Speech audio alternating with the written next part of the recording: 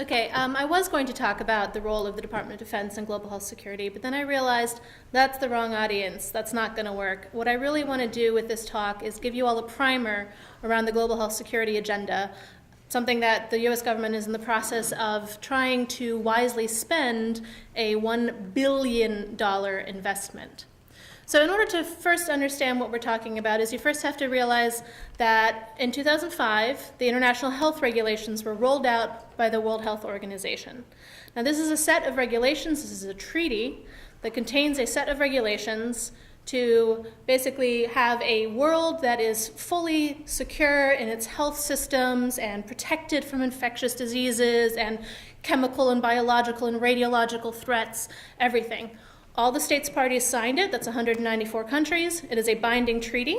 Under this treaty there are obligations, and under the obligations there are metrics for compliance. What there is not is any kind of implementation mechanism. So the first deadline passed in 2012, and even now in 2016, only about 30% of the countries have self-reported, and I want to emphasize self-reported, being compliant with the international health regulations. So that means that 70% of these flight destinations are not secure in their health systems. So just think about that for a second. And think about Ebola for a second. Think about SARS, anthrax, H1N1, any number of infectious diseases. So from this came the Global Health Security Agenda. The Global Health Security Agenda's vision is a world safe and secure from the global health threats posed by infectious diseases, regardless of their source. So be they naturally occurring, Ebola, deliberate, terrorism potentially, or accidentally released. This is a presidential priority. President Obama, this is him addressing the UNGA, so the United Nations Global Assembly, has emphasized the importance of a comprehensive approach to protecting the world, so the US and its allies and the rest of the world, from infectious diseases. So how does the IHR and the GHSA kind of crosswalk? The GHSA is an implementation vehicle for the treaty that is IHR. It is a voluntary mechanism. It is so far only a subset of WHO member states. It is focused on infectious disease threats, so there are things covered in IHR that are not part of GHSA. And there's a 5-year sunset date to accomplish these goals. So the United States has made a very open, very well advertised policy commitment to support 30 countries over 5 years to achieve the objectives of the GHSA. So what are the objectives of the GHSA? I've already mentioned that it's focused on infectious diseases.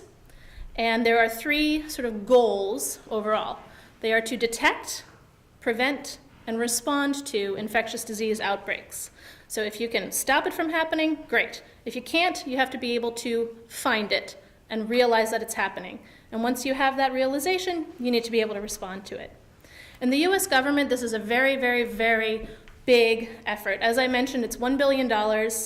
And go in 5 years. Make sure that you're spending this money and you're spending it wisely. So there is a large multi-sectoral effort. There's a number of government agencies involved. Some of them are here. There are others involved that are not on that slide. And one of the main mechanisms has been to sort of integrate existing US government initiatives and strategies into the global health security planning. So the National Strategy for Countering Biological Threats or the National Strategy for Pandemic Influenza, all of these things kind of feed into the planning process for the Global Health Security Agenda.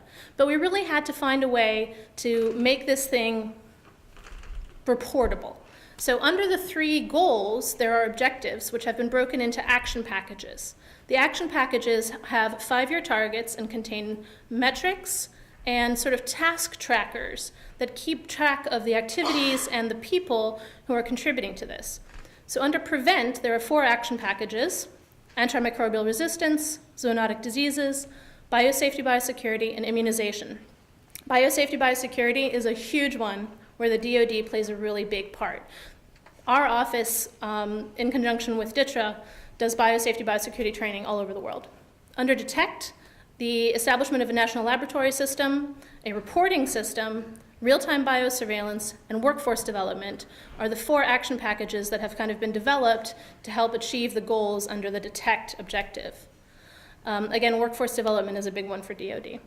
Under respond, emergency operations centers, medical countermeasures and personnel deployment, and the process of linking public health with law enforcement, and just the general multi-sectoral response in an outbreak situation is a big one where the DoD and actually the FBI are very active. So really trying to maintain the sample chain of custody in order to have a prosecution possible if necessary. So how does this kind of work? So we have the goal, we have the objective. So under respond, there's emergency operations centers, and then we have this wonderful document called the 5-year roadmap. And this is this huge thing that has been coordinated for these 30 countries, well, that is in the process of being coordinated. We're not done. So basically, under the goal, there are the objectives. Each objective has a 5-year roadmap.